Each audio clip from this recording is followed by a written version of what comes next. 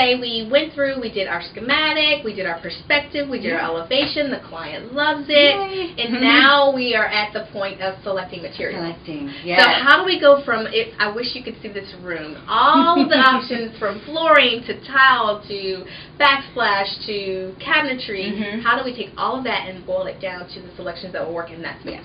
So first thing you do is you start with your inspiration pictures. So this is where the inspiration comes in. This is exactly where. So after this is done, because we always say don't even think about colors yet. Let's just get the function, the layout down, and then once we get that done, then we think about the aesthetic of it. Right. So that way you're not trying to juggle all these things in your head at one time. Right. Yeah. And so once you have the design, we get our inspiration pictures, and I'll tell my clients to go to Pinterest, to go to House, to bring magazine clippings in, however you want to go about it, what you're most comfortable with, and either email me those or bring them to me. So, so let's say for this particular kitchen, this client really loves that white cabinet look. And so what are the elements that we selected to make that look come together? Great. So we're starting off with this. This is technically called marshmallow.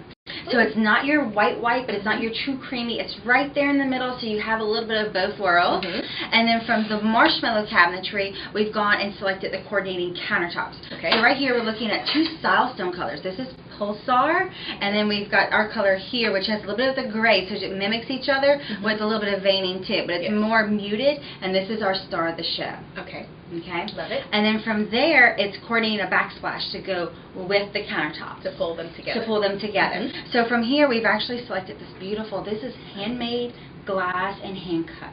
Ooh. It is gorgeous.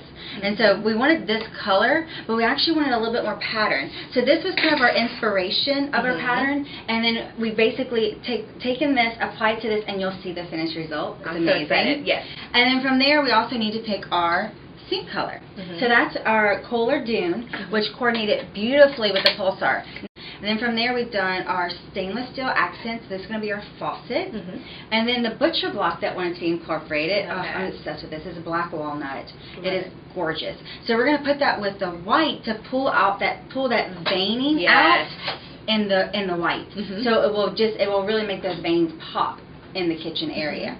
And then from there we got our wood look floors. So this is a porcelain floor. It's a boardwalk series, and it actually has all these great multicolor it has the hand texture to it, hand scraping, but it's all the beauty of a wood, but all the durability of a porcelain. So it's a great kitchen that has the look you want. It's highly functional because of the materials that have been selected. Yes. It has a cohesive look because all of the styles You're building up on those layers. And so once a client sits down and they're blown away by the presentation, like you just gave me, what is the next step? The next step is to actually order everything. We order it all. Yes. Before we even take a sledgehammer to anything. So we actually have our plans. We double checked our measurements.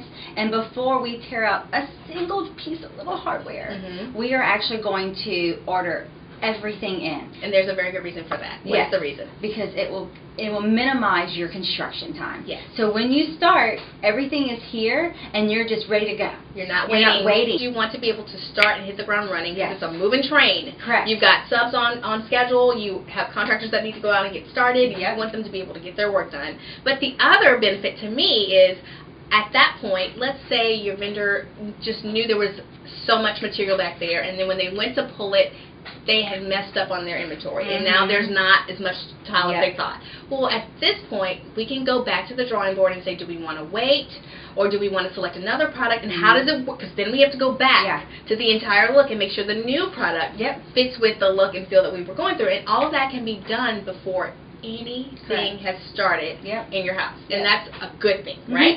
Actually, I love you said that because we had that issue with our floor in the showroom. Oh. And so we knew before we started we only had so much, so we put it where we had to have it, which was under the cabinetry. Right. And then we left the open area alone, so when our cabinets came in, we were able to still get that going, and by the time the floors came in, we were able to finish it out. So we didn't start in a place that wasn't necessary. We started where we had to have it. Right. And then we built from there. Right, so we've seen the materials, we've seen the planning process. Now we're going to take you into the kitchen so you can see this become a reality.